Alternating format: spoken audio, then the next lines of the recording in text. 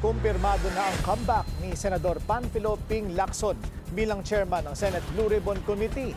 Itutuloy niya ang trabaho sa natenggang pagdinig sa flood control scandal. Narito ang agenda report ni Hannah T. Seryado na ang pagbabalik ni Senator Panfilo Lacson bilang Blue Ribbon Committee Chair, ayon kay Senate President Tito Soto. We resume on November 10 and most probably we will ask Senator Lacson to retake on November 10. But during the meetings, it will be, I'm sure it will be a sealed deal by that time. Nagbigay siya ng commitment, sa paghuli pag-uusap namin, which was about 2-3 days ago. Susuportahan daw ng Senate Majority ang pagbabalik ni Lacson sa November 10. Yan sa kabila ng rumors nitong nakaraang mga linggo tungkol sa isa na namang change of leadership sa Senado. Kahit kapapalit lang ni Soto kay Senator Cheese Escudero. Paglilinaw ni Soto, hindi bumaba sa pwesto si Lacson para mapigilan ng Senate coup. Merong ganung mga salita pero nanaig pa rin ako. Tingin ko sa side na hindi, straight thinker sila eh. Straight thinkers yung mga colleagues ko eh. Ganun eh. Alam nila yung ano. So Senator Ping did not resign to save the Senate presidency? No, he did not. No. Pero sakaling manganib nga ang leadership ni Soto sa oras na maupo sa pwesto ulit sa Blue Ribbon si Lacson, anya, so be it. Been there, done that.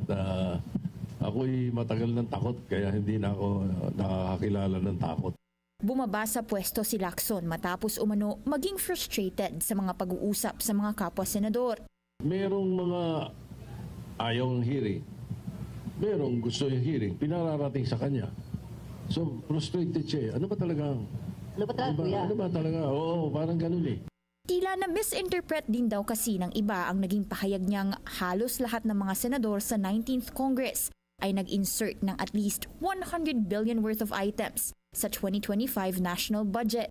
Wala pang confirmed date kung kailan ang susunod na pagdinig. Pero sa mga naunang pahayag ni Lacson, iimbitahan daw nila sina former House Speaker Martin Romualdez at resigned Ako Bicol Party List Representative Zaldico. I can assure you that the hearings and the investigation of the Blue Ribbon will be continuing, and it will not be confined to flood control. It will be encompassing lahat ng accountability of public officials. Sa huling pagdinig, ni-name drop ni dating DPWH Undersecretary Roberto Bernardo ang ilang mga mambabatas na sangkot umano sa pagtanggap ng kickbacks sa flood control scam. At may lumitaw ding surprise witness na si Orly Guteza na nagdadala umano dati ng pera sa bahay ni Naco at Romualdez. Susuriin na rin ng Senate Blue Ribbon Committee ang iba pang mga issue sa gobyerno, gaya ng farm-to-market roads at iba pang issue sa infra projects. Kaya inaasahang tatagal pa ang investigasyon ng nasabing komite.